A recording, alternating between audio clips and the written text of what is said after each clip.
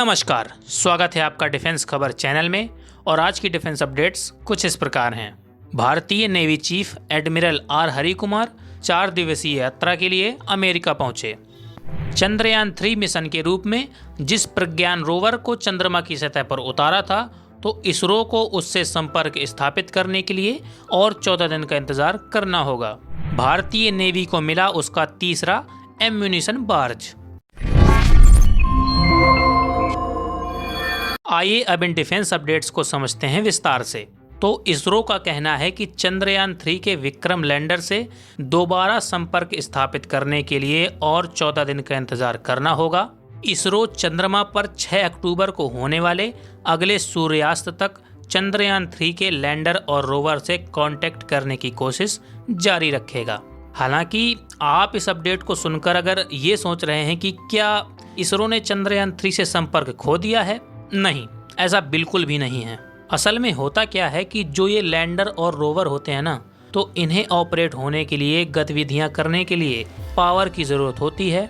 और इन्हें जो पावर चाहिए होती है, तो इन पर पहले से ही सोलर पैनल्स तथा इस तरह की बैटरीज इंस्टॉल कर दी जाती हैं कि जब पैनल्स पर सूर्य की किरणें पड़ें तो ये तेज गति से चार्ज हो जाए। जिस तरह से हमारे आपके घरों में सोलर पैनल्स लगे होते हैं, ठीक उसी तरह से। हाँ, बस हमारे आपके घर वाले जो सोलर पैनल्स होते हैं, उन पैनल्स में जो क्वालिटी होती है उनसे थोड़ी बेहतर क्वालिटी इन वैज्ञानिक पैनल्स की होती है, थोड़ी मच बेटर होती है। और चंद्रमा पर आए तूफान के कारण से जो सूर्य की किरणें प्रज्ञान रोवर पर आ रही थी ना, वो भी आना बंद हो गई। इस वजह से विक्रम लैंडर ठीक से चार्ज नहीं हो पाया। और अगेन मैं रिपीट कर दूं कि चांद के जिस हिस्से पर हमारा विक्रम लैंडर उतरा है, यानी कि दक्षिणी ध्रुव, तो यहाँ पर वैसे भी सूर्य की रोशनी कोई खास जगह आती नहीं है। और यहाँ का तापमान जो है वो ज़्यादातर माइनस में ही रहता है। तो क्या हमारे साइंटिस्ट विक्रम लैंडर या प्रज्ञान रोवर पर फ्यूल का कुछ सिस्टम नहीं लगा देते, जिससे कि चंद्रमा पर भेजे गए चंद्रयान 3 मिशन को सूर्य की रोशनी की जरूरत ही ना पड़ती? तो देखिए, ये सिस्टम भी इंस्टॉल है। जी हाँ, विक्रम लैंडर पर फ्यूल सिस्टम भी लगा हुआ है, पर यह सिर्फ तभी इस्तेमाल किया जाएगा जब इसरो वैज्ञानिकों को ये लगने लगेगा कि हमारा मिशन खतरे में है, हमें फ्यूल का इस्तेमाल करना होगा, हम सूर्य की किरणों का इंतजार नहीं कर सकते। पर ऐसा कुछ है नहीं, कोई पैनिक वाली सिचुएशन अभी के लिए नहीं है। आराम से विक्रम लैंडर तथा प्रज्ञान रोवर धूप से चार्ज होंगे और वापस इसरो सेंटर में अपने सिग्नल्स भेजेंगे। इसरो चीफ एस सोमनाथ ने ये कहा कि 23 अगस्त को लैंडर के चंद्रमा पर उतरने के बाद से 4 सितंबर तक चंद्रमा पर कई प्रयोग करने के बाद रोवर तथा लैंडर को चंद्रमा के बेहद ही ठंडे वातावरण में ऑपरेट करते रहने के लिए अभी के लिए फॉर सम टाइम रोवर और लैंडर मॉड्यूल को निष्क्रिय कर दिया गया है। पर इसरो रोवर और लैंडर को जल्द ही कुछ और जानकारियां निकालने के लिए ऑपरेशनल कर लेगा। तो हाल ही में दूसरा मिसाइल कम एम्यूनिशन बार्ज इंडियन नेवी में कंडक्ट हो गया है।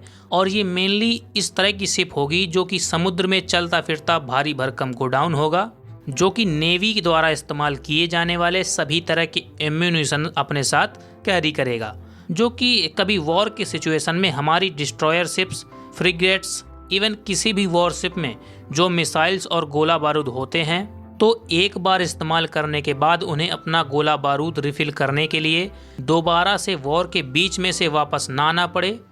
क्योंकि अगेन वॉर शिप्स में मिसाइल्स तथा कोई भी एम्यूनिशन रखने की एक लिमिट होती है। आप लिमिटेड नंबर्स में ही गोला बारूद रख सकते हो। इसलिए बीच वार में ये जो एम्यूनिशन बार्ज नेवी में शामिल हुई हैं, तो ये लॉन्ग टर्म में नेवी की वारशिप्स को बहुत फ़ायदा पहुंचाएंगी। क्योंकि ये जो सेकेंड मिसाइल कम एम्यूनिशन बार्ज नेवी में शामिल हुई है, इनमें मिसाइल्स या और भी तरह का जो एम्यूनिशन है उसकी कैपेसिटी मैसिव है। और हाँ, नेवी इससे पहले एक शिप को छोड़कर इस तरह की कोई भी शिप ऑपरेट नहीं करती थी। पर वेट, यहाँ पर मैं आपको पहले ही बता दूं कि जिन शिप्स को भारतीय नेवी इस तरह के एम्यूनिशन बार्ज के रूप में इस्तेमाल करती थी, वो बस किसी तरह काम चलाऊ रूप से अपना काम कर रही थी। हाँ, उनकी कैपेसिटी कुछ खास थी नहीं यहाँ पर, लेकिन अब स्वदेशी रूप से ये जो 3 शिप्स बनाई जा रही हैं, जिसमें दूसरा बार्ज शामिल हो गया है और करीबन 30 से 40 साल तक आराम से ये बार्ज इंडियन नेवी के हर कदम के साथ चलता रहेगा और टोटली इंडियन नेवी के पास 3 बार्ज हो जाएंगे। और रही बात चीन या अमेरिका की कि इनके पास कितने बार्ज हैं, हम इनके सामने कहाँ ठहरते हैं, तो देखिए ओपन में पब्लिक के लिए चाइना ने ना यूएस ने इस तरह की जानकारी दे रखी है। पर अभी भी हमें अपनी नेवी के लिए बहुत कुछ करना होगा, तब जाकर हम सिंगल हैंडेडली, मैं रिपीट करता हूँ, सिंगल हैंडेडली चाइना की जो मैसिव नेवी है उसे टक्कर दे पाएंगे। तो अभी के समय Indian navy chief admiral R Hari Kumar USA की 4 दिवसीय यात्रा के लिए भारत से यूएस पहुंचे थे, जहां उन्होंने अपने काउंटरपार्ट यानी यूएस नेवी चीफ लीसा फ्रांचेती के साथ कई अहम मुद्दों पर चर्चा की। साथ ही तेजी से बढ़ती भारत अमेरिका रणनीतिक साझेदारी के साथ बायलैटरल मैरीटाइम सिक्योरिटी पर गंभीरता से दोनों ही ऑफिसर्स के बीच चर्चा हुई।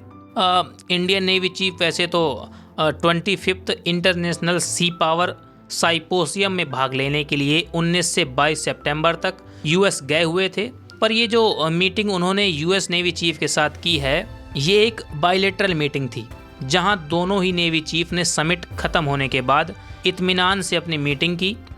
वहीं नेवी स्पोक्सपर्सन कमांडर विवेक माधवल ने मीडिया को जानकारी देते हुए कहा कि इंडियन नेवी चीफ की ये जो यूएस यात्रा है इसने बायलैटरल कोऑपरेशन को डीप करने के साथ साथ इंडो पैसिफिक में दोनों ही देशों को उच्च रूप से जुड़ने के लिए एक महत्वपूर्ण अवसर प्रदान किए हैं।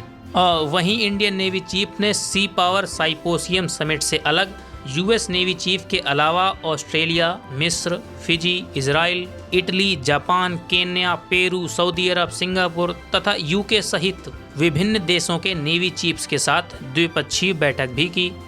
हालांकि आज के इन सभी मुद्दों पर कोई सवाल या सुझाव हो तो कमेंट के माध्यम से हम तक आप अपनी बात पहुंचा सकते हैं। आज के लिए इतना ही, कल फिर इसी तरह के वीडियो के साथ मिलेंगे। जय Hind, Vande Mataram. Cohesive and future-proof force.